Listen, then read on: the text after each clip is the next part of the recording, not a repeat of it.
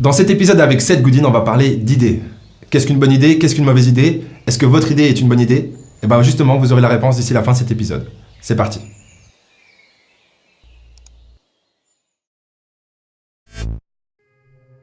Si quelqu'un a une nouvelle start-up, vous savez, et il n'arrive juste pas à prendre de l'ampleur, qu'est-ce que vous... Eh bien, la plus grosse erreur que les gens font, c'est qu'ils construisent la mauvaise taille d'entreprise.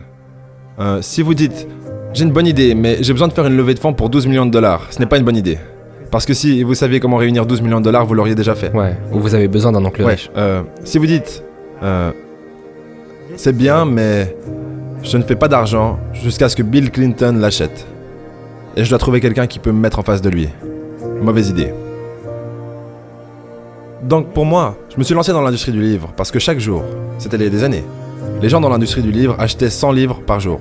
Chaque jour. Et ils avaient besoin de moi parce qu'ils n'avaient pas assez de livres à acheter. Il y a beaucoup à dire sur l'idée de vendre quelque chose que les gens veulent déjà quand vous commencez. Et vous savez, il y a une attraction touristique à proximité, vous trouvez un moyen de faire un t-shirt à propos de ça, vous vous tenez devant. C'est un projet de taille parfaite pour quelqu'un qui n'a pas beaucoup d'argent. Parce que vous allez savoir en 3 jours si vous avez raison ou tort. Et si vous aviez raison, vous allez gagner assez d'argent pour engager quelqu'un et dire « Tu peux vendre ces t-shirts demain ». Ensuite, vous pouvez retourner faire ce que vous faisiez. Mais vous venez juste d'apprendre comment inventer un produit, créer un produit, vendre un produit, faire du profit à partir d'un produit en 3 jours. Commencez là. Ne dites pas que vous avez cette nouvelle application qui va changer le monde si seulement 4 millions de personnes la téléchargent. C'est le problème d'échelle. On choisit souvent un projet de trop grande échelle parce que c'est sans danger. Parce que bien sûr qu'il ne va pas fonctionner, donc nous sommes couverts. Et la dernière chose à propos de ça, c'est que j'ai reçu un email il y a 2 jours qui m'a beaucoup énervé. Et ce gars... les gens devraient... Si vous voyez ça, vous ne devriez pas m'envoyer d'email parce que c'est mon addiction, c'est une mauvaise habitude, je ne veux plus lire aucun email. Mais ce gars disait dans son email « Je crois que tout le monde est né avec une bonne idée dans la vie. Et j'ai la mienne. Je voudrais vous la soumettre. » Quand je reçois un email comme ça, s'il y a une pièce jointe, je la supprime tout de suite. Je ne regarde jamais les idées.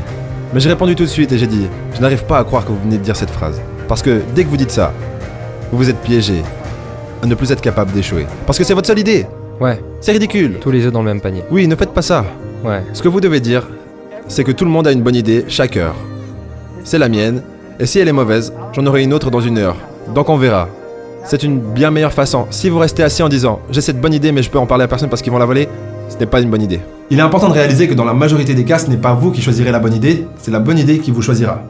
Ce qui veut dire que vous pouvez tester autant d'idées que vous le souhaitez, et que vous n'êtes pas obligé de vous attacher à votre première idée. Comme si c'était une partie de votre identité. C'est pas le but, une idée c'est vraiment juste une hypothèse. Une idée c'est une hypothèse. Une bonne idée, c'est une hypothèse testable qui a fonctionné. Donc vous ne savez pas si votre idée est bonne avant de l'avoir testée. Ça c'est important de le comprendre, parce que une idée c'est qu'une hypothèse. Mais du coup, qu'est-ce qu'une bonne hypothèse testable? C'est une hypothèse que vous pouvez tester facilement. Donc avec les ressources, les connaissances que vous avez actuellement, plus ou moins, vous pouvez tester facilement et du coup, deuxièmement, rapidement, votre hypothèse, votre idée. Et le troisième point, c'est une hypothèse que vous pouvez tester à moindre coût. Ça veut dire que si ça vous coûte 1 million d'euros pour réaliser et tester surtout une idée dont vous n'êtes pas sûr, c'est que c'est pas une bonne idée. Du coup, à moindre coût, rapide, facile. Ça doit être les caractéristiques de votre idée si elle est réellement testable. Voilà. Maintenant, vous savez qu'est-ce qu'une bonne idée, et moi je vous dis au prochain épisode. Il a dit « Dès le moment où je te paie, tu penses comme un employé. » Il a dit « C'est ça, le piège. Les entrepreneurs travaillent gratuitement.